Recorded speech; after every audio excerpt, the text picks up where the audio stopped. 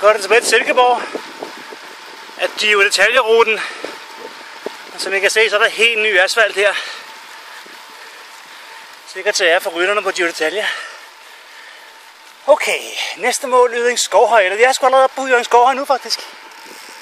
Værsgo, Danmarks højeste punkt. Det er meget flot.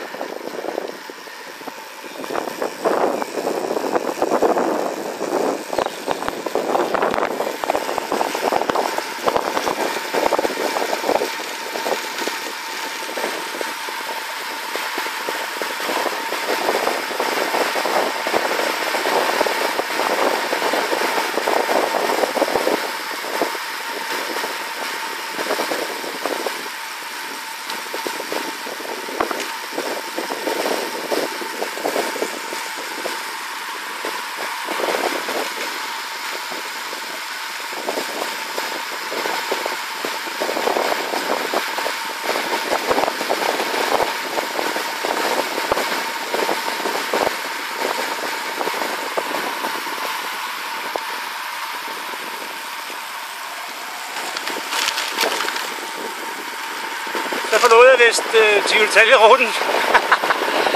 Ja, jeg tror jeg stod der nu.